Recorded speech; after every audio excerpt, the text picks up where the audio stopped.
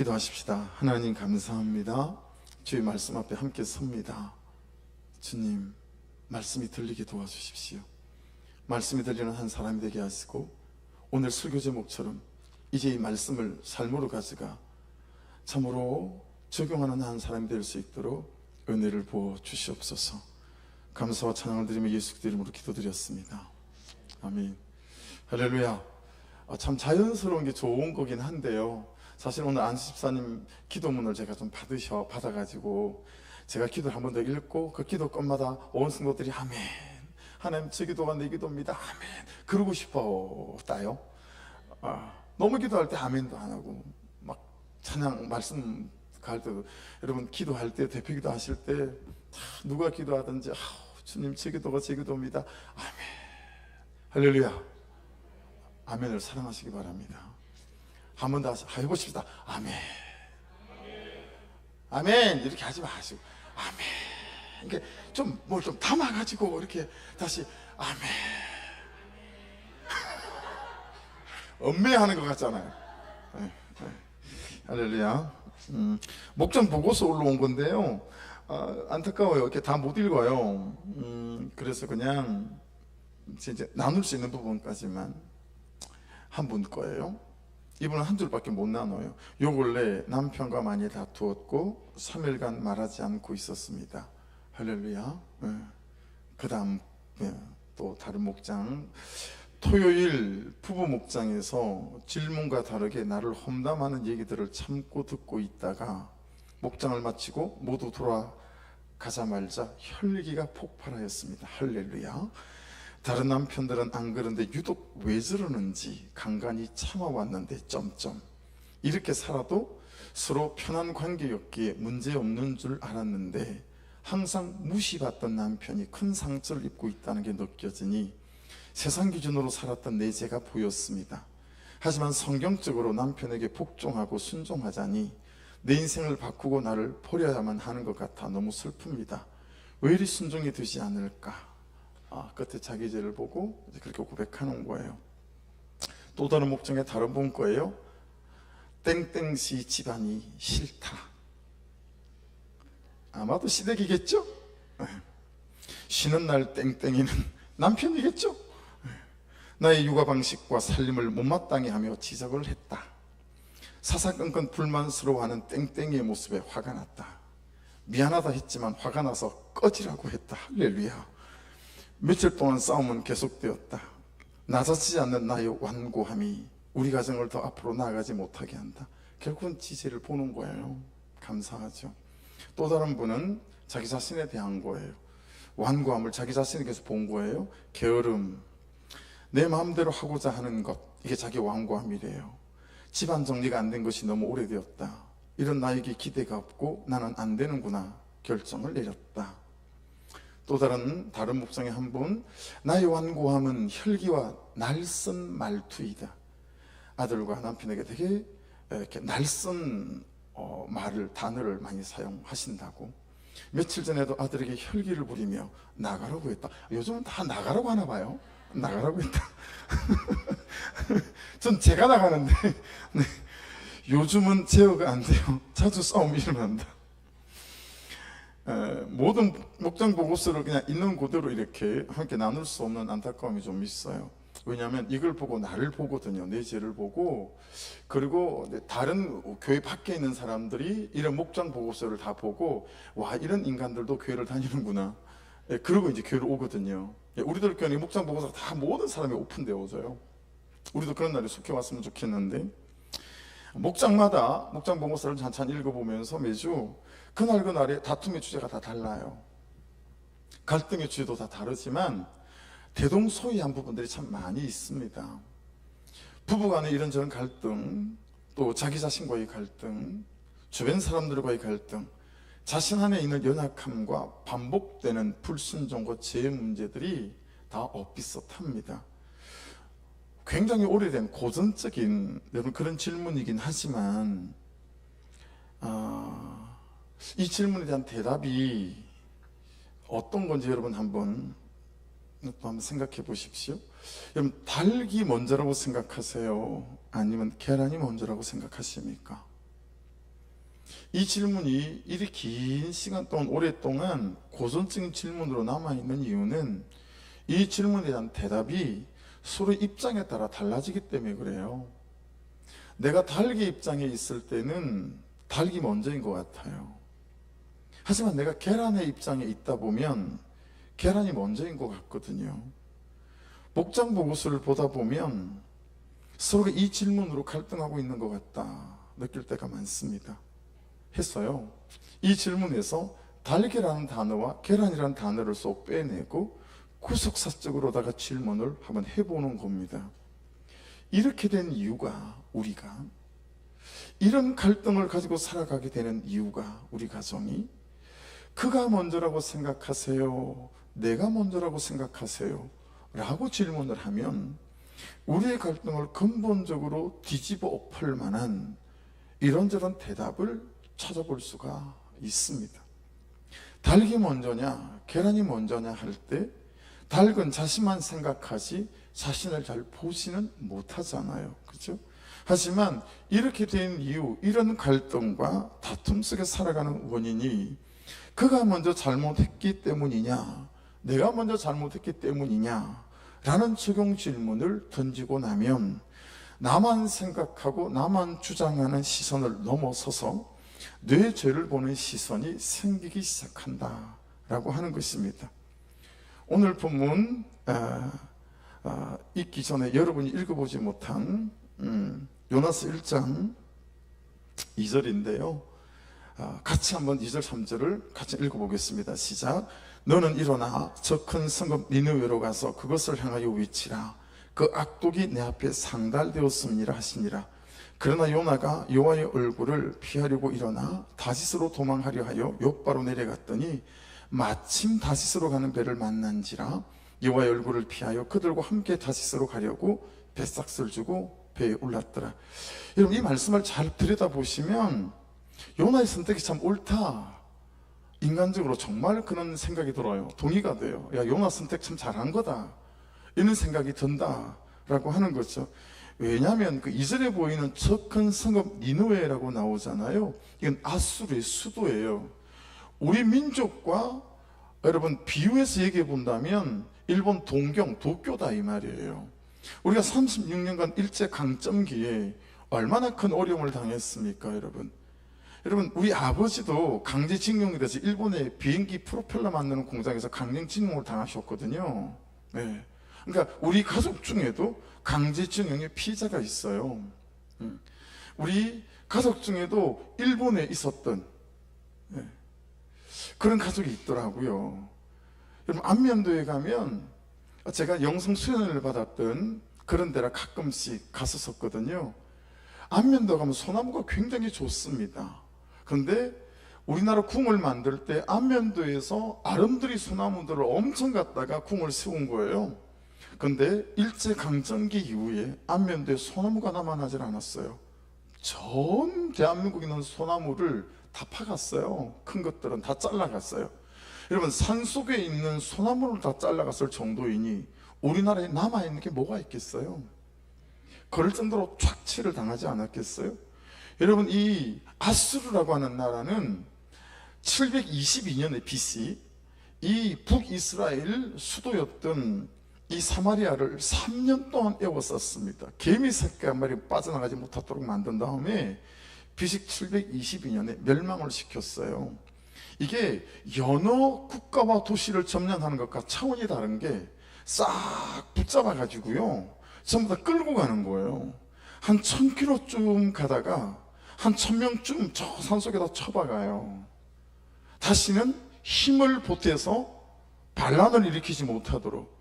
또 한 1000km쯤 가다가요 또 한 1000명 2000명 무리를 띄워서 또 거기서 살게 만드는 거예요. 그러니까 더 이상 민족이 같이 모일 수 없게 만들어서 가장 지식층이고 배운 사람들, 그런 사람들은 아예 아수르 니느웨로 끌고 들어갔어요. 그리고 거기서 이 아수르 사람들과 통혼, 피를 섞어 결혼을 하게 만들어서요 2세대들을 전부 다 아수르 사람으로 만들어 놓지 않았겠어요? 그래서 북이스라엘은 그냥 흔적도 없이 사라져 버렸어요. 그게 아수르예요. 그리고 그 수도가 니느웨예요. 근데 요나한테 그 니느웨를 가서 회개하라고 선포하라고 얘기하는 거예요. 그러니까 요나 입장에서는 망해야 되거든요. 거기가 심판을 받아야 되거든요. 근데 그 길을 가서 회개하라고 선포하라 그러니 넘어가기가 싫은 거예요. 그 길 왜 가냐 이거죠. 그래서 여러분 그 말씀 보면 아예 작정을 했어요. 항구에 나오기 전에 내가 다시스로 도망가야지. 딱 작정을 했는데 나왔더니 다시스로 가는 배가 마침 딱 있는 거 아니겠어요? 딱 올라타버린 거예요. 그러니까 참 인간의 입장으로 볼 때는 너무 잘했다 싶은데 하나님께는 이게 그게 아니었던 거죠.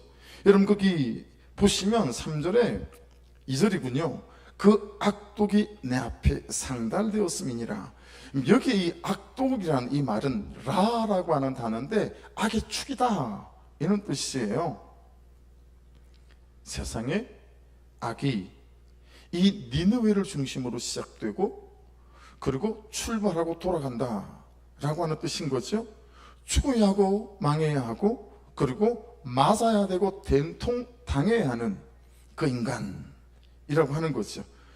여러분 우리 안에 항상 내재되어 있는 생각과 판단 이런 생각 아닐까요?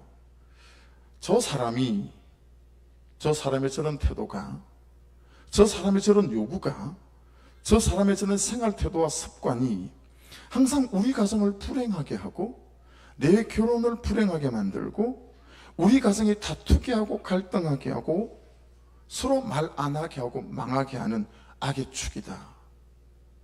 항상 내 남편의 어떤 것에 대하여, 내 아내의 어떤 것에 대하여, 우리 부모님의 어떤 것에 대하여, 우리 자녀들의 어떤 것에 대하여 우리가 그런 생각을 하고 있다라고 하는 거죠. 항상 저 사람의 어떤 요구로부터 우리의 갈등은 출발하고 있고 나의 분노는 시작되고 나의 눈물과 상처도 시작된다 라고 하는 거죠. 근데 보세요, 그것이 사실이기까지 한 거예요. 여러분 니느웨가 BC 722년에 이 북이스라엘을 멸망시킨 건 역사적 사실, 팩트란 말이에요. 그리고 여러분도 여러분의 가정 안에서 내 결혼과 우리의 가정을 망하게 하는 팩트, 사실이 있어요. 그 남자의 그런 습관과 태도가 사실이라는 거죠. 그게 사실까지이기 하면 우리는 정말 그 사람이 우리 가정과 내 결혼과 우리의 삶을 망가뜨리는 악의 축이다, 그로부터 시작된다 라고 생각하게 되어진다 라고 하는 거죠. 누가 봐도 저 남자고 누가 봐도 저 여자 때문이다, 빼박인 거죠. 이게 팩트인 거예요. 그렇다면 그걸 잘 아시는 하나님이시라면, 정의의 하나님이고 연약한 자의 하나님이고 눈물 흘리는 자의 하나님이시라면 어떻게 되는 거죠? 누구를 두들겨 패야 됩니까? 니느웨를 두들겨 패야죠. 그렇지 않아요? 당연지사, 마땅지사 아니겠어요? 근데 니느웨를 두들겨 패기는커녕 하나님이 희한한 일을 시키시는 거예요. 자, 1장 2절 같이 읽어보겠습니다. 시작. 너는 일어나 저 큰 성읍 니느웨로 가서 그것을 향하여 외치라. 자, 3장 4절로 건너뛰어 가볼게요. 시작. 요나가 그 성읍에 들어가서 하루 동안 다니며 외쳐 이르되 40일이 지나면 니느웨가 무너지리라 하였더니, 여러분 요나를 니느웨 성에 하나님께서 보내는 이유가 무엇입니까? 회개하라는 거예요. 니느웨 니네들 회개해야 된다, 돌이켜야 된다. 그러니 니느웨에게 기회를 주시려고 하는 거죠. 니느웨를 살리고 회복시키려고 하시는, 그래서 요나를 보내는 거예요. 근데 그 기회 시간이 40일이었습니다. 이 말씀을 위주로 말씀을 나눌 수 없지만 그냥 넘어가기는 뭐 해서, 여러분 이 40일 아르바임이라고 하는데요, 너무 의미가 있는 거 있죠. 보세요. 40일 아르바임은 그들을 위해, 그들에게 주어진 시간이 아니고요, 그를 위해 나에게 주어진 하나님의 시간이라는 걸 깨닫게 되더라고요. 이해되세요? 여러분, 하나님이 여러분을 말씀 중에, 예배 중에, 기도 중에, 큐티 중에 감동시켜서 분명히 팩트로 봐도 그가 잘못한 일인데 여러분을 그에게 보내는 거예요. 먼저 회개케 하고 용납을 구하게 만들고, 예, 여러분을 보내는 거죠. 근데 40일밖에 시간이 안 남은 거죠. 그러니까 야, 네가 회개할 시간은 40일밖에 안 남은 거야, 너 빨리 회개해야 돼, 이게 아니라 내가 그를 위해 그가 회개할 수 있도록 섬길 수 있는 기간이 40일밖에 안 남은 거구나, 이렇게 깨달아지니까 여러분, 여러분의 남편들에게, 여러분의 아내들과 여러분의 부모님들과 자녀들에게 남아있는 시간이 그리 가히 많이 남아있는 건 아닐 수도 있겠다, 이런 촉박한 마음이 드는 거 있죠. 여러분, 요나는 목소리로 외치잖아요. 근데 하나님은 우리는 무엇을 가지고 외치게 만드시죠? 우리의 삶을 가지고 외치게 만드시죠. 우리의 삶으로 외치게 만드세요. 조건 없는 삶으로 외치게 만드시죠. 그런데 이게 그렇게 안 됩니다. 저나 여러분이나 정말 안 되고 너무너무 따지고 싶은 거예요. 야, 참 이 고비를 넘어선 거라고 생각했거든요. 내 아들에 대해서 이 고비는 내가 넘어섰지, 완전하게 해결된 줄 알았어요. 근데 또 어떤 사건이 오고 어떤 일들이 일어나면 또 따박따박 따지고 싶은 거예요. 야, 이거 너무한 거 아니야 너? 뭐 이런 거죠. 또 따지고 싶은 생각이 드는 거죠. 요리요리요리해서 저리저리저리해서 이리이리이래서 너는 정말 인간 같지도 않는 못된 놈이야, 이 쌍놈의 새끼야, 막 그러고 싶다고 하시더라고요. 누가? 제 얘기가 아니고. 근데 여러분, 저의 슬픔은 뭐냐면 가끔은 저 자신에 대해서도 그렇다라는 거예요. 너무너무 제가 못된 놈인 거죠. 너무너무 제 자신이 안 된 놈인 거예요. 이만하면 알아들을 만한데 내가, 고칠 만한데 내가, 바꿀 만도 하고 돌아설 만도 한데 내가 그렇게 실패해놓고 그렇게 아프게 해놓고 그리 내 인생을 망하게 만들어 놓고 또 여전히 그 길을 가는 나를 보면 막 패 죽이고 싶다고 누가 그러시더라고요. 그래서 여러분이 가야 할 니느웨는 여러분의 남편일 수 있죠. 그리고 아내일 수 있어요. 여러분의 부모님일 수 있고, 여러분의 자녀일 수도 있고, 여러분의 가족일 수 있고, 무엇보다 여러분 자신일 수도 있다라고 하는 거죠. 왜 하나님은 우리의 니느웨, 그 가기 싫은 남편이라는 니느웨, 아내라는 니느웨, 자녀라는 니느웨, 부모님이라고 하는 니느웨에게 가라고 하실까?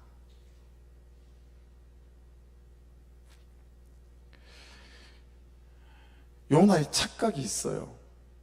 요나의 착각. 하나님이 이스라엘만 사랑하신다라는 거예요. 이건 지금도 이스라엘은 마찬가지예요. 이걸 이스라엘의 선민사상이라고 부르죠. 중국은 자기들이 세계의 중심이라고 하는 중화사상을 갖고 있잖아요. 그래서 중국을 중심으로 우리는 동쪽 오랑캐라고 불러요. 조선은. 서쪽에 있으면 서쪽 오랑캐라고 부르죠. 북쪽에 있으면 북쪽 오랑캐라고 부르고요. 근데 지금 요나의 착각은 뭐냐면 하나님이 자기만 사랑하는 줄 착각하는 거예요. 이스라엘만 선택하셨다라는 거예요. 근데 여러분, 오늘 본문을 보면 하나님이 니느웨를 너무 사랑하시는 거예요. 오히려 이스라엘보다 니느웨를 더 사랑하시는 것 같이 보인다라고 하는 거죠. 요나의 오해가 있어요. 요나의 오해는 무엇입니까? 다른 모든 것이, 다른 모든 사람이 나를 위해 존재하는 것처럼 생각한다라는 거예요. 그런데 결국 알고 보니까 요나는 자신은 니느웨를 위해 존재하는 사람이었던 거예요. 결혼을 하면서 어떻게 생각하죠? 이 결혼은 나를 위한 것이라고 생각해요. 남편은 나를 위한 존재라고 생각하고 아내는 나를 위한 존재라고 생각해요. 그리고 나는 그 존재들 위해서 누려야 되는 사람이라고 오해한다 라고 하는 것이죠. 요나가 알고 보니까 니느웨 때문에 요나를 먹인 거예요. 니느웨 때문에 요나를 입힌 거예요. 니느웨 때문에 하나님께서 그를 세우시고 기다리시고 그리고 참으시고 그리고 있다가 이제 그 니느웨를 위하여 요나를 부르시고 보내신 거였었어요. 그러니 여러분, 얼마나 요나가 착각한 거예요. 여러분, 오해하시면 안 돼요. 남편은 나를 위해 존재하는 존재가 아니라 하나님은 그를 위해 나를 존재하는 존재로 부르신 거다라는 것이 성경적 이해다라고 하는 거죠. 자식 내 키워보니까 만만치 않아요. 정말 내 뜻대로 좀 되어졌으면 좋겠는데 다 지 뜻대로 살아요. 야, 그래도 내가 야 교회 목사 아니냐, 야 목사 얼굴은 좀 부끄럽지 않게 만들어도 되지 않겠니? 라는 말을 한 번도 해본 적은 없으나 마음은 그런 말을 수백 번도 더 한 거죠. 그런데 성경은 자식은 나를 위해 존재하는 존재가 아니라 나를 먹이고 입히시고 부르신 이유는 자식을 위해 존재하는 부모로 나를 불러주다는 사실 앞에 아내를 위하여 나를 먹이고 입히신 거구나 라는 사실을 알기 시작하니까 내가 너무 큰 오해 속에 내가 인생을 살아왔구나 싶은 거죠. 여러분, 니느웨에 간다고요. 하나님이 바다를 동원하세요. 요나를 니느웨를 보내려고. 그렇잖아요. 풍랑을 움직이신 거잖아요. 바다를 동원하셔. 바다에 풍랑이 일어나려면 뭐가 돼? 조수간만의 차를 이용해야 되는 거니까 달의 인력과 지구의 만류 인력을 써야 되는 거니까 중력을 써야 되는 거니까 하나님께서 태양계를 움직였다라고 말해도 과하지 않죠. 바다를 동원하시고 난 다음에 뭘 동원하셨죠? 고래를 동원하셨어요. 고래의 뱃속을 동원하셨어요. 그렇죠? 이거 전부 기적 아닙니까? 바다를 동원하신 것도 기적이고 고래를 동원하신 것도 기적이고 풍랑을 동원한 것도 기적 아니겠습니까? 그죠? 고래배기 속에서 3일 동안 죽지 않고 거기서 살아있게 만든 것도 3일 만에 고래가 토해낸 것도 기적 아니겠습니까? 기적에 기적을 더하여 나를 그 기적 속에 태우셔서 결국 보내는 곳이 어디죠? 나의 니느웨, 나의 남편이라는 니느웨, 나의 아내라는 니느웨, 나의 가족이라는 니느웨, 나의 부모님이라고 하는 니느웨, 나의 자식이라는 니느웨로 나를 보내시는 거예요. 왜요? 살리고 싶어서. 딱 그거 한 가지예요. 너무너무 살리고 싶은 거예요. 너무너무 그가 바뀌고 변화되고 인생과 운명이 역전되는 걸 보고 싶은 거예요. 우리에게는 다 누구를 변화시키고 싶은 마음이 있습니다. 그렇죠? 그런데 그게 얼마나 어려운지 아시지요? 그 사람이든 그 자신이든 나 자신이든 그의 성질머리며 태도며 변화시키고 싶다라고 하는 소망이 없는 사람이 누가 있겠습니까? 그렇죠? 여러분, 그런데 참 어려워요. 그래서 여러분, 변화에서 중요한 몇 가지 진리가 있어요. 더구나 변화에서 중요한 몇 가지 진리가 있어요. 첫째는 내가 누구를 무엇을 변화시킬 수 없다라는 진리입니다. 여러분은 여러분의 자녀를 변화시킬 수 없습니다. 여러분은 여러분의 부모도 아내도 남편도 변화시킬 수 없습니다. 이 진리를 절대 놓치면 안 됩니다. 우리는 아무도 누구도 어떤 것도 변화시킬 수 없다. 이게 여러분 진리입니다. 사람이든 환경이든 현실이든 객관적인 어떤 조건들을 변화시키기가 그렇게 어렵습니다. 특별히 사람은요 진짜 변화시키기 어렵습니다. 그래서 여러분 정말 사람들이 많이 쓰는 거짓 메시지가 있어요. 그게 뭐예요? 사람은 안 변해 라는 거예요. 사람은 안 변해. 그걸 진짜 진리로 다 받아들이잖아요. 자, 그런데 여러분 두 번째, 이 변화에 대한 중요한 진리, 만약 누군가의 변화가 만일에 가능하다면 반드시 그 변화는 나의 변화로부터 시작된다라는 것입니다. 그래서 성경은 그를 변화시키고 싶을 때 나를 변화시킵니다. 그래서 그때쯤에서야 진짜 남편이 되죠. 결혼하고 난 다음에 남편이 되는 게 아니에요. 아내 여러분들은 잘 유념하세요. 여러분, 결혼하고 난 다음에 바로 아내가 되지 않습니다. 하나님이 그를 만져 나를 만져 내가 변화되기 시작하는 그때서 이제 뭐가 돼가는 거지요. 유념하십시오. 그를 변화시키고 싶잖아요. 그러면 나의 변화로부터 시작하는 거예요. 그래서 하나님께서 사건과 사고와 여러 가지들로 나를 변화시키시는 작업들을 시작하세요. 그러니 구속사 안에서 사건과 사고와 질병과 가난과 슬픔과 눈물과 모든 것은 하나님의 계획이고 섭림이에요. 구속사 안에 있는 그분의 장침이에요. 아주 디테일한 그분의 섭리인 줄 믿습니다. 그래서 우리는 그걸 세팅이라고 부르잖아요. 하나님의 세팅이에요. 여러분, 니느웨 변화는, 니느웨 회개는 놀랍게도 요셉의 회개와 변화로부터 시작이 됐습니다. 2장 1절, 오늘 본문 1절 2절 같이 읽겠습니다. 시작. 요나가 물고기 뱃속에서 그의 하나님 여호와께 기도하여, 자 보세요. 그러니까 물고기 뱃속에 쑥 들어갔어요. 얼마나 절망적이었겠어요, 그렇죠? 그런데 그는 그때서부터 기도하기 시작했어요. 이제 요나를 향한 하나님의 변화가 시작되어지는 시점이죠.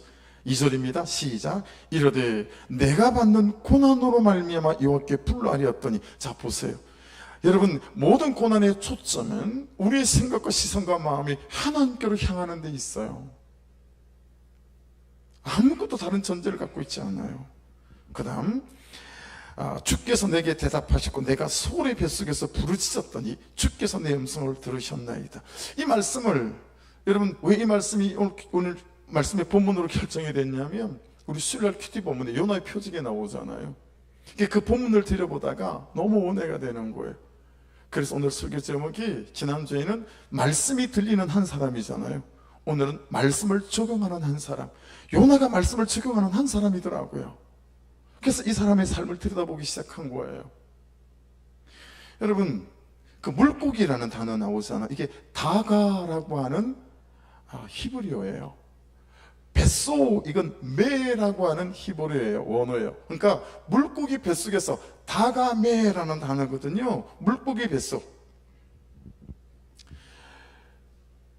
풍랑이는 바다에 내던져지고, 내던져졌는데, 이 세상에 우리가 그냥 편하게 고리라고 부르는데 성경 고리라고는 표현하지 않고 그냥 큰 물고기라고 되어져 있어요. 큰 물고기가 입을 벌리고 있다가 삼킨 거죠. 그리고 물고기 뱃속으로 들어갔어요. 그래서 제가 이름을 좀 바꿨어요. 자막에 보시는 것처럼. 여러분, 이 물고기 뱃속은요, 하나님의 섭리의 뱃속이에요. 할렐루야. 물고기, 이 다가를 설명하는 성경 원어 사전에 이렇게 여러분 물고기를 설명해 놨어요. 물고기. 여호와께서는 요나에게 자기로부터 도망하는 것이 불가능하다는 것을 가르치시기 위하여 큰 물고기를 예비하셨다. 그러니 여러분, 물고기 뱃속은 하나님의 섭리의 뱃속이 아니겠냐고요. 보세요. 여러분의 가정 속에, 관계 속에 있는 이 갈등, 이 다툼, 이 현실, 이 고난, 이 눈물, 이 아픔, 이 슬픔, 지가 그래 봐야 하나님의 섭리의 뱃속 안에 있는 것일 뿐입니다. 할렐루야. 너무 울지 마세요. 너무 아파하지 마세요. 너무 절망적이다, 그렇게 여러분 주저앉지 마십시오. 지가 그래 봐야 하나님의 섭리라고 하는 뱃속 안에 들어있는 것 뿐이에요. 할렐루야. 그렇게 누군가를 회개시켜 일으킬 것입니다. 그리고 그를 일으킨 다음에 일어난 그 회개한 그를 통해서 나를 또한 일으키시고 회개시킬 것입니다. 그래서 요나가 뭐 하죠? 기도해요. 그렇죠? 하나님의 섭리의 뱃속 안에 있는 것들을 만날 때 우리가 할 일은 기도하는 겁니다. 3일 동안 고리 뱃속에 있으니 못 먹었겠죠. 금식하는 거예요. 그렇죠? 그래서 여러분 설교를 준비하다가 제 나름 이런 멋진 문장이 만들어졌어요. 누군가의 변화가, 이 현실의 무엇의 변화가 만일에 가능하다면 반드시 나의 변화로부터 시작되는데, 그것은 기도하는 나로 변화되는 그새서부터입니다. 사랑하는 여러분, 너무 아프고 힘드시고 무거우실 때 기도하는 나로 먼저 변화되어지셔야 합니다. 그래야 그 다음이 있습니다. 진도가 나갑니다. 2장 1절과 2절을 다시 읽습니다. 시작. 요나가 물고기 뱃속에서 그의 하나님 여호와께 기도하여 2절 이르되 내가 받는 고난으로 말미암아 여호와께 불러 아뢰었더니 주께서 내게 대답하셨고. 기다리고 있는 것 같지 않아요? 하나님께서 여러분의 기도를 기다리고 있는 것 같지 않으세요?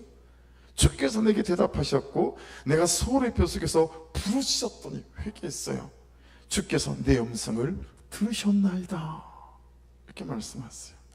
부부관계이든지 부모와 자식과의 관계이든지 내가 변화되지 않은 상태에서 누군가를 바꾸려 하는 자체는 말도 안 되는 시도요 접근이니 아예 거두시기를 바랍니다. 우리가 누군가를 변화시키려고 할 때 나의 변화된 방식으로 변화시키려고 하지 않는다는 거죠.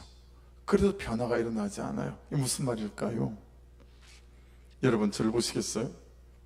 저는 예수 그리스도의 복음으로 변화가 되어졌습니다.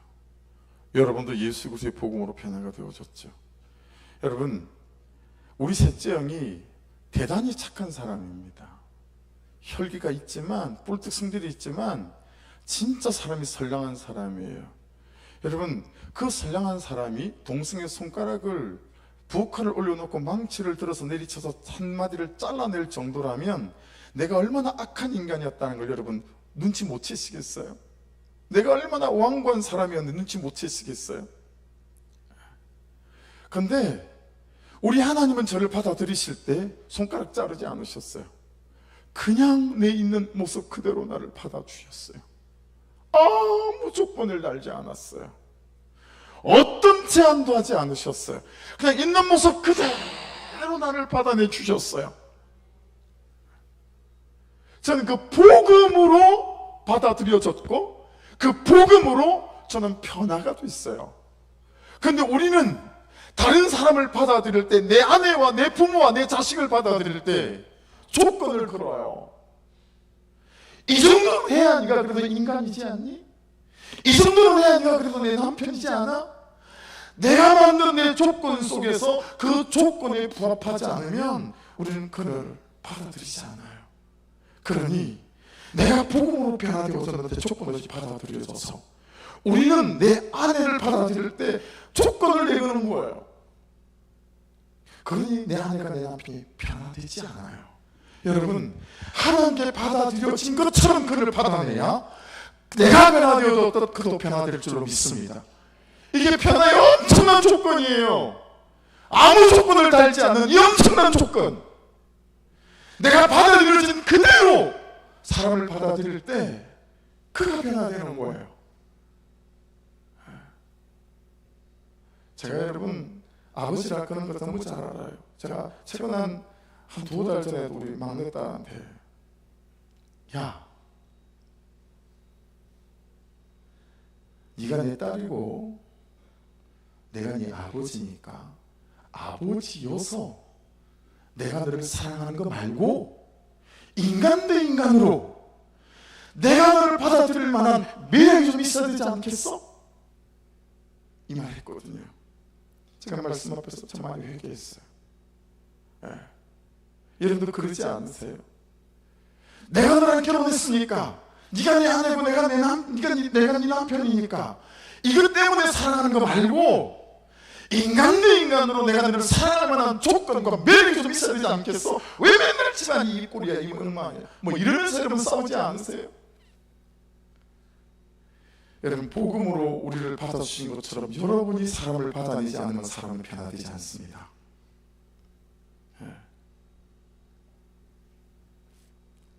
아무 조건 없이 이유 없이 그 거룩하신 하나님께 이 죄인인 내가, 이 죄덩어리인 내 삶이 그냥 받아들여진 거예요. 이런 토 저런 조건 달지 않고, 그렇죠? 그냥 하나님의 자녀로 받아들여진 존재가 저와 여러분 아니겠습니까? 근데 우리에게 이런 적용이 일어나지 않는 거예요. 이런 적용이 일어나지 않아요. 오늘 설교 제목대로 하나님의 말씀을 적용한 그 한 사람 때문에, 하나님의 말씀을 말씀대로 적용하는 그 한 사람을 통해서 그의 존재와 그의 삶, 그와 함께 사는 나의 존재와 나의 삶, 우리와 우리 가정과 우리 가족에게 변화가 시작될 줄 믿습니다. 요나 3장 1절로 3절인데 같이 큰 목소리로 또박또박 읽어보십시다. 시작. 여호와의 말씀이 두 번째로 요나에게 임하니라 이르시되 일어나서 큰 성읍 니느웨로 가서 내가 내게 명한 바를 그들에게 선포하라 하시니라. 요나가 여호와의 말씀대로 일어나서 니느웨로 가니라. 니느웨는 사흘 동안 그럴 만큼 하나님 앞에 큰 성읍이더라. 최소한 적어도 이 정도는 네가 하면, 그래서 내가 너를 사랑할 만할 때 내가 너를 사랑하고 너는 나의 사랑을 받게 될 거야. 그런 적 없죠? 하나님이 내가 너를 사랑할 만한 조건이 너에게 엿보일 때 나는 너를 아마도 사랑하게 될지도 몰라 라는 마음을 가지고 우리는 살아간다 라고 하는 거예요. 객관적으로 보세요. 여러분, 그런 부부가 있다면, 그런 가정이 있다면, 그런 부모와 자식과의 관계가 있다면 이런 가정이 아름다운 가정이 될 수 있을까요? 우리는 나를 변화시킨 그 사랑, 나를 포기할 수 없어서 당신의 아들을 내어주는 그 자기 자신을 포기하는 그 사랑으로 그를 변화시키려고 하지 않고 내가 하고 싶은 방향과 방법으로 그를 변화시키려고 하기 때문에 아무도 변화되지 않고 누구도 행복하지 않는 거예요. 그래서 변화에서 가장 기억할 것은 나의 변화가 먼저. 그 시작은 말씀을 듣는 자리로 나오며 기도로 말씀을 사는 자리로 나아가는 거예요. 여러분, 이거 경험해 보시면 여러분 이거 아시는데, 자꾸 어떨 때 자꾸 상대방에 대해서 조건이 계속 달리냐면 내가 은혜가 없을 때예요. 성령 충만하지 않을 때예요. 제가 정말 은혜로 젖어 있고 성령으로 충만하잖아요. 그럼 제 아내에 대하여, 여러분들에 대하여, 내 자녀들의 어떤 조건도 달지 않아요. 그냥 좋아요. 그냥 사랑스러워요. 근데 제가 은혜가 없잖아요. 그러면 제 전공 과목 못마땅해 함, 이게 그냥 툭툭 튀어나와요. 왜 저렇게 하는 거지? 왜 이렇게 하는 거지? 심지어 내 자신에게 대해서 너무 못마땅한 거예요. 내가 나는 도대체 왜 이러니? 그런데 참 기도의 자리에, 말씀의 자리에 앉아, 예배의 자리에 앉아 은혜가 내게서 덮어지고 씌워지잖아요. 그러면 모든 조건들이 없어서 가기 시작해요. 여러분, 왜 그렇게 은혜로 나아가고 또 하나님 앞에 서야 하냐면, 왜냐면, 왜 그래야 되냐면, 왜 그렇게 해야 되냐면 변화는 나의 사건이 아니기 때문에 그래요. 할렐루야. 변화는 나의 사건이 아니에요. 말씀 한번 읽어보실래요? 자, 3절로 6절인데 시작. 주께서 나를 깊음 속 바다 가운데 던지셨으므로, 보세요. 주께서 나를 깊음 속 바다 속에 던지셨으니 이건 내 사건이 아니죠. 그 다음, 큰 물이 나를 둘렀고 주의 파도와 큰 물길이 다 내 위에 넘쳤나이다. 6절 시작. 내가 산의 뿌리까지 내려갔사오며 땅이 그 빗장으로 나를 오래도록 막았사오나 나의 하나님 여호와여, 주께서 내 생명을 구덩이에서 건지셨나이다. 할렐루야. 최근에 어떤 분이 그렇게 고백하더라고요. 목사님 쑥대밭이 됐어요. 우리 재성이 쑥대밭이 됐어요. 그 얘기잖아요. 뿌리까지 내려갔대요. 막장이라 이 말이에요. 그냥 볼 거 다 갔다 이거예요. 그 빗장으로 나를 오래도록 막았대요. 대학 더 타더니 안 되고, 열을 더 타더니 안 되고. 이런 일이 우리 인생에 한두 번입니까? 그래서 한두 번입니까? 뭐가 될 듯 하더니, 여러분 웃기지 않아요? 우리가 그 추운 겨울을 이 난방 없이 지냈어요. 할렐루야. 주여 대단하십니다. 우리 옆 사람에게 한번 해서 대단하십니다 한번 해주십시오. 여러분, 이 추운 교회를 계속 이렇게 주일마다 와주셔서 참 황감합니다. 황당무지로서이다.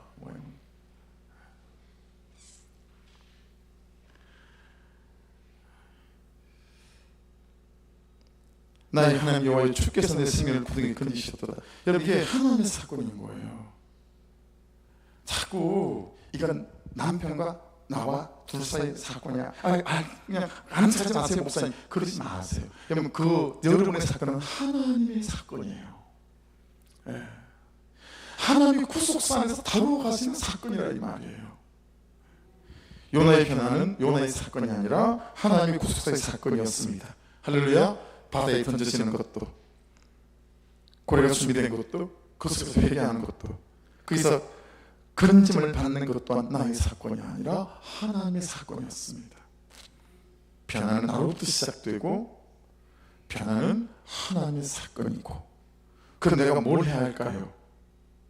이 두 가지만 간단하게 빨리 재촉하며 말씀을 나오게 잘 들어야 합니다. 그럼 내가 뭘 해야 될까요? 따라하십시오. 믿음과 순종. 내가 해야 되는 믿음과 순종이에요. 하나님을 믿는 믿음이에요. 자, 2절을 읽어보겠습니다. 시작. 이르되 내가 받는 고난으로 말미암아 여호와께 불러아뢰었더니 주께서 내게 대답하셨고 내가 수월의 뱃속에서 부르짖었더니 주께서 내 음성을 들으셨나이다. 여러분 수월의 뱃속에 들어가면 기도하는 사람이 많을까요? 기도하지 않는 절망적인 사람이 많을까요? 절망하는 사람이 100에 99명이죠. 그런데 여러분 요나는 그 속에서 기도하는 거예요. 왜요? 하나님을 믿는 믿음 때문에. 이 사건 또한 하나님의 세팅이라고 하는 믿음 때문에 기도하는 거예요. 3절을 읽어볼까요? 시작. 주께서 나를 깊음 속 바다 가운데 던지셨으므로 무엇입니까? 이 사건이, 이 현실이 하나님 안에 있다는 믿음이에요. 아멘 하십시다. 4절 읽습니다. 시작. 내가 말하기를 내가 주의 목전에서 쫓겨났을지라도 다시 주의 성전을 바라보겠나이다 하였나이다. 무엇입니까? 야, 이제 나를 버리셨구나. 끝이구나. 끝났구나. 죽었다고 생각을 했지만 세상에 하나님이 예비하신 고래가 있는 거예요. 그걸 통해서 뭘 깨달았겠어요? 나를 돌이키기 원하신다. 이 믿음이 불처럼 타오르는 거예요. 나를 죽으라고 던진 게 아니라 나를 돌이키기 원하셔서 고래를 예비하셨구나. 여러분의 생에 오늘부터 고래가 있는 일들을 보게 될 줄로 믿습니다. 6절. 내가 산의 뿌리까지 내려가 싸우며 땅이 그 빗장으로 나를 오르도록 막아 싸우나 나의 하나님 여호와여 주께서 내 생명을 구덩이에서 건지셨나이다. 여러분 바다에 던져지는 순간 죽었구나 생각을 했지만 하나님이 예비하신 고래가 있었습니다. 그렇죠? 내가 돌이키기 원하시고 내가 다시 살기 원하시는 이 믿음. 9절. 나는 감사하는 목소리로, 아니 7절 시작. 내 영혼이 내 속에서 피곤할 때에 내가 여호와를 생각하였더니 내 기도가 주께 이르렀사오며 주의 성전에 미쳤나이다. 여러분 이 7절을 보면서 정말 은혜가 되더라고요. 야, 나를 기다리신다. 하나님이 나를 기다리시는구나. 이 기도하는 나를 기다리셨고 이 회개하는 나를 기다리셨구나. 이 나를 기다리신다는 믿음. 여러분 하나님은 여러분을 기다리십니다. 언제쯤 나아가실래요? 언제쯤 그분의 얼굴 앞에 서시고 그분의 음성 앞에 서시고 그분의 말씀 앞에 서시겠습니까? 9절 시작. 나는 감사하는 목소리로 주께 제사를 드리며 나의 소원을 주께 갖겠나이다. 구원은 여호와께 속하이다 하니라. 모두가 절망적인 현실에 불평과 원망으로 살겠지만 주님 저는 감사로 노래 부르겠습니다. 왜냐하면 구원은 여호와께 속하였기 때문입니다. 나는 믿음인 거예요. 믿음. 여러분 우리가 할 일은 뭐냐면 믿음. 하나님을 믿는 믿음이에요. 그 믿음이 우리로 하여금 뭐하게 하죠? 순종하게 만듭니다. 저는 팀켈러 목사님 책은 거의 다 사다 모으고 읽으려고 애를 쓰고, 그리고 주중에도 팀켈러 목사님의 설교들은 한 편씩 두 편씩 듣는 편이에요. 미국 목사님이지만 사는 환경이 다 다르긴 하지만 아주 핵심을 찌르는 그런 이제 배울 만한 스피릿이 있어요. 그래서 한국 내에 이제 그 모임을 주도하는 모임이 있습니다. 도시 목회. 그게 이제 이사장님이 정갑신 목사님, 예수 향남교회 분이라 이분을 자주 볼 기회들이 좀 있어요. 근데 이제 이분 얘기를 빨리 요약해서 좀 빨리 나눌게요. 초등학교 5학년부터 중학교 3학년까지 딸만 이분이 셋인데 둘째 딸이 원수처럼 지냈어요. 초등학교 5학년에서 중학교 3학년까지. 이렇게 미워한 이유는 아내를 너무 힘들게 하는 거예요. 사모님을 얼마나 힘들게 하는지, 사모님 맨날 여보 나는 사는 게 의미가 없어. 나 죽고 싶어. 맨날 아내가 이런 얘기를 하니까 너무너무 딸이 미운 거예요. 예. 그 당시에는 안산 동산교회 그게 이제 한 10,000명 모이는 교회단 말이에요. 그게 부목사로 있는데 강단에 이렇게 서면 성도들이 말은 안 하지만 눈빛에 다 말을 하는 것 같대요. 목사님 그만 내려오세요. 내려가서 집에서 애 하나 잘 키우세요. 막 이런 소리가 들리는 것 같은 거예요. 가끔 저도 그런 소리가 들리는 것 같긴 해요. 좀 잘 좀 봐주세요. 설교를 할 수가 없는 거예요, 목사님이. 그러다가 그 어간에 이 중학생 딸이 중학교를 딱 들어가서 담배를 피기 시작하더래요. 되게 이쁘게 생겼어요. 또 이런 말 하면 또 끝나고 난 다음에 우리 애들한테 또 잔소리 들어요. 저 외모 지상주의 막 이렇게. 보란 듯이 피는 거예요. 담배를 숨어서 피는 게 아니고 보란 듯이. 교회 친구들이 다 아는 거죠. 뭐. 그래 여러분 얼마나 죽을 맛이 없겠어요. 중3 때 딱 집을 들어갔더니 또 아내를 거의 뭐 종다루듯이 그러고 앉아 있는 거예요. 얼마나 화가 나는지 그냥 모든 분노와 혈기를 손바닥에 담아가지고 그냥 뺨을 후벼 쳤는데 옆에 있던 큰 딸이 아빠의 살기를 느껴서 맞은 둘째 딸이 아니라 옆에 서 있던 딸이 기절을 해버렸어요. 앞으로 그대로 탁 꼬꾸라졌는데 기절을 해서 지금도 턱에 이렇게 찢어 상처가 남아있어요. 이렇게 이제 막 집은 거죠. 그러고 나면 얼마나 또 후회가 되겠어요. 또 방에 들어가서 또 엉엉 울면서 이놈 목사를 때려치지 말든지 막 이러면서 또 이제 회개하고 울고 막 이러는 거죠. 그러다가 서초동에 있는 교회 담임 목사로 청명을 받아 가셨어요. 담임 목사가 되니까 더 힘든 거죠. 내가 이 목사를 계속 해야 되나? 목회를 계속 할 수 있을까? 막 이제 이렇게 된 거예요. 근데 학교 생활을 거의 만화다시피 해놓으니까 고등학교를 갈 데가 없는 거예요. 학교 갈 데가 없어가지고 저 화성 끝에 있는 대안학교, 김진홍 목사님이 세우신 그 대안학교에 딸을 이제 보낸 거예요. 살 것 같더래요. 주중에 없으니까. 주말만 보니까 뭐 할렐루야 너무 좋더래요. 근데도 또 주말에 오면 또 봐야 되잖아요. 그래서 토요일 날 딸을 보는 순간부터 강단에 무릎을 꿇고 막 쟤를 바꾸시든지 나를 바꾸시든지 막 울면서 기도하시는데 그런 경험이 처음일 정도로 너무 또박하게 하나님의 음성이 분께 들린 거예요. 나한테 기도 자꾸 하고 방법을 찾지 마라. 내가 너한테 사랑하라고 준 딸을 네가 사랑하지 않으면 난 아무 방법이 없다. 그러시더래요. 참 하나님 너무 참 놀랍지 않아요? 여러분, 여러분의 아내와 여러분의 남편과 여러분의 부모님과 여러분의 자녀들은 하나님이 사랑하고 계신 대상이라 여러분이 사랑하지 않으면 아무 방법이 하나님도 방법이 없다는 거예요. 여러분 그 말은 무슨 말이죠? 네 딸은 너의 사랑으로밖에 변화되지 않아. 너 사랑해야 돼. 이 얘기로 해석이 돼서 딱 들리기 시작하더래요. 하나님 사랑이 뭐죠? 막 이런 질문을 막 하게 되시더래요. 근데 그때 하나님 그렇게 깨닫게 하셨대요. 너는 왜 너를 변화시킨 나의 사랑으로 너는 너의 딸을 변화시키려고 하지 않는 거지? 내가 너를 조건 없이 받아 사랑해 준 것처럼 너도 그 딸을 조건 없이 사랑해야 될 거야. 이게 막 해석이 돼서 깨달아서 막 들리기 시작한 거예요.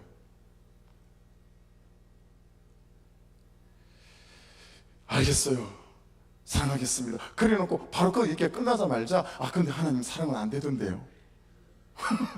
그걸 봐도 연이어서 얘기를 했다는 거야, 하나님 앞에. 그랬더니 하나님이 놀라운 걸 깨닫게 하셨대요. 하나님 도대체 사랑이 뭔데요? 사랑은 죽는 거야. 내가 너한테 십자가에서 다 보여주지 않았어? 사랑은 죽는 거란다. 너 죽어야 돼. 그게 사랑이야. 그래서 마지막으로 여쭈었대요. 그럼 제가 이 상태에서 죽는 건 뭐예요? 가서 무릎 꿇고 사과해. 그래가지고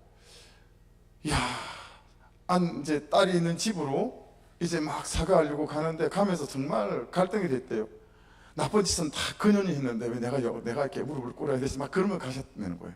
그래서 자고 있는 딸을 깨워가지고 무릎을 꿇고 이제 용서를 구하기 시작한 거예요. 야, 딸, 오늘 기도하는데 사실은 하나님이 나한테 이렇게 다 이제 얘기한 거예요. 지금 제가 말씀드린 걸. 내가 넌 용서를 구한다. 그랬더니 여러분, 딸이 쳐다보지도 않더래요. 저 인간이 왜 저래?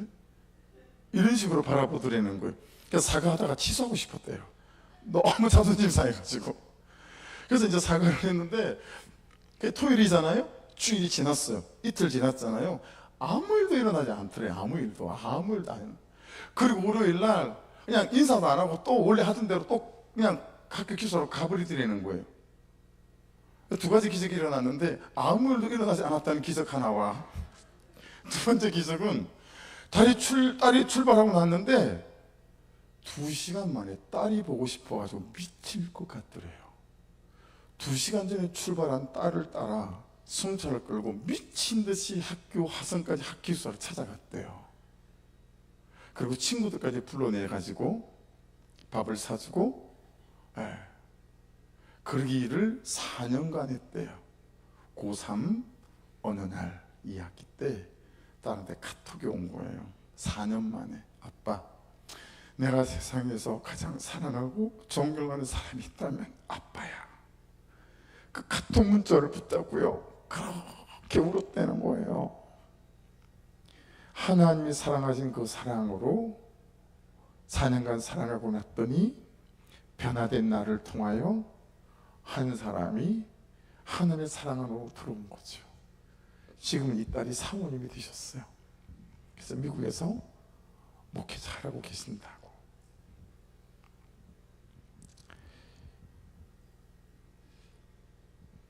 사랑하는 여러분, 3장 4절 말씀 한번 보실래요? 요나가 그 성읍에 들어가서 하루 동안 다니며 외쳐 이르되 40일이 지나면 니네웨가 무너지리라 하였더니 요나는 딱 하루 외쳤어요. 회개해야 된다. 근데 성경은 니느웨를 이렇게 설명합니다. 3장 3절입니다. 요나가 여호와의 말씀대로 일어나서 니느웨로 가니라. 니느웨는 사흘 동안 걸을 만큼 하나님 앞에 큰 성이 없더라. 니느웨는 최소 3일을 걸어야 돼요. 근데 요나는 하루 했어요. 하루. 가긴 갔는데 외치긴 외치는데 안 들었으면 하고 외치는 거예요. 못 들었으면 하고 외치는 거예요. 회개 안 했으면 좋겠다 하고 회개를 외치는 거예요. 안 하는 것은 아닌데 하는 짓을 보면 회개 안 하게끔 하는 거예요. 그럼 우리 순종이 딱 이 정도 아닐까요? 여러분의 말씀의 적용이 딱 이 정도 아닐까요? 네, 여러분, 여기서 우리가 정말 놓칠 수 없는 단어가 하나 있다는 걸 발견했어요. 3장 3절 다시 보십시오. 요나가 여호와의 말씀대로 일어나서 니느웨로 가니라. 니느웨는 사흘 동안 걸을 만큼 하나님 앞에 큰 성읍이었더라. 뭐예요? 하나님 앞에. 요나의 마음에는 싹 사라졌으면 좋겠는 니느웨였는데요, 하나님 앞에는 이 니느웨가 너무 귀한 거예요. 너무 귀한 거예요. 이 말씀 앞에 내가 아들을 대하는 내 감정들, 내 자녀를 대하는 내 감정들, 성도들을 대한 감정이 다 들키고 너무 회개가 되는 거예요. 야, 나는 니보다 니 아들이 더 귀하다 이놈아, 이러는 것 같고 다 들켰어요. 제 마음이 다 들켰어요. 나 이거 알량한 기준에 판단에 맞지 않다고 무시할 그런 도시, 그런 존재가 아니라는 거예요. 여러분, 제가요 정말 통곡할 수밖에 없는 그런 지점들이 참 많은 거 있죠. 요나서 3장에 다시 보실래요? 3장 3절. 요나가 여호와의 말씀대로 일어나서 니느웨로 가니라. 말씀대로 일어났대요, 그죠? 니느웨는 사흘 동안 걸을 만큼 하나님 앞에 큰 성읍이었더라. 요나가 그 성읍에 들어가서 하루 동안 다니며 외치되 40일이 지나면 니느웨가 무너지리라 하였더라. 자 보세요, 사흘을 걸어야 되는데 하루만 안 들었으면 하고 외친 거예요. 그런데 여러분, 4절에 무슨 일이 일어났는지 보세요. 5절 같이 읽을게요. 시작. 니느웨 사람들이 하나님을 믿고 금식을 선포하고 높고 낮은 자를 막론하고 굵은 베옷을 입은지라. 6절 그 일이 니느웨 왕에게 들리며 왕의 보좌에 있으려나 왕복을 보고 굵은 베옷을 입고 제 위에 안전이라. 8절로 가볼게요. 사람이든지 짐승이든지 다 굵은 베옷을 입을 것이요 힘사나게 부르짖을 것이며 각기 악한 길과 손으로 행한 깡패를 떠날 것이라. 이걸 보면서요, 얼마나 큰 은혜가 있냐면, 여러분, 두 가지 기다림이 있죠. 한 가지는 하나님께서 이렇게 나를 기다리시는 거구나 라는 거예요. 정말 회개하는 나, 기도하는 나를 너무너무 기다리시는 거구나. 하나님 더 이상 나의 조건으로 그를 변화시키지 않고 하나님께 나를 받아준 조건 그대로 조건 없이 제가 그를 사랑으로 결정할게요 라는 이 결정들을 너무너무 하나님이 기다리시는 거구나. 이 기다림이 하나 보이고, 그 다음 하나는 기다림이 뭐예요? 야, 차라리 회개하지 말아라. 내가 외치긴 외치는데 라고 그냥 듣는 둥마는 둥 하루만 설득하고 말았는데요, 온 도시가, 여러분 사상에 가보면 이 니느웨는 12만 명이 살아요. 12만 명이 전부 다 회개를 했어요. 왕이 회개를 했어요. 짐승들도 베옷을 입고 회개를 했어요. 여러분, 니느웨 전체가 요나가 회개하고 돌아오기를 기다렸던 거예요. 우리가 이 기다림 속에 살지 않나요? 내 남편이 달라졌으면 하는 기다림, 내 아내가 바뀌었으면 하는 기다림. 그런데 여러분, 그 기다림은 내가 하나님 그분 앞에 회개하고 금식하며 내가 변화되어진 그 기다림으로부터 이 기다림이 우리에게 도착한다 라는 거예요. 여러분, 누구를 기다리세요? 그의 변화를? 도착하지 않을 거예요, 그의 기다림은. 근데 내가 회개하고 통회하고 자복하며 내가 그 회개 가운데, 내가 변화 가운데 서면 여러분이 기다리시는 그 기다림이 도착해서 여러분의 삶의 새로운 시작이 일어나게 될 줄 믿습니다. 니느웨로 가는 배는 우리의 가정이라는 배일 수 있어요. 니느웨로 가는 배는 내 인생이라는 배일 수 있어요. 거기서 어느 날 툭 바깥으로 던져줄 수 있지만 그것은 나를 향하신 참으로 하나님의 구속사의 뱃속이라는 사실을 잘 유념하시고 이 은혜 속에서 저와 여러분이 다시 사는 역사가 있기를 주의 이름으로 축복합니다. 하나님의 말씀을 적용하는 한 사람으로부터 이 모든 일들은 시작되었습니다. 기도하겠습니다. 말씀 붙잡고 같이 한번 기도하겠습니다. 아버지 하나님, 은혜를 부어 주십시오. 아버지, 이 요나를 통해서 나를 깨닫게 해주셨으니 아버지 하나님, 나를 조건 없이 받아주신 것처럼 나 또한 이 말씀을 삶으로 가져가 아버지 조건 없는 적용 가운데 나가게 도와주셔서 하나님께 행하시는 이 놀라운 역사 능력을 경험해가는 인생이 되도록 아버지 붙잡아 주시옵소서. 아버지, 사랑은 죽는 거라는데 여러분도 질문해봐야 되지 않을까요? 하나님, 지금 내가 남편이 되어 죽는 것은 무엇입니까? 하나님, 내가 지금 아내에 대하여 죽는 것은 무엇입니까? 하나님, 내가 지금 부모님에 대하여 죽는 것은 무엇입니까? 하나님, 지금 내가 자녀들에 대하여 죽는 것은 무엇입니까? 라고 물어봐야 되지 않겠어요? 우리 주여 한번 물어보며 같이 기도하십시다. 주여!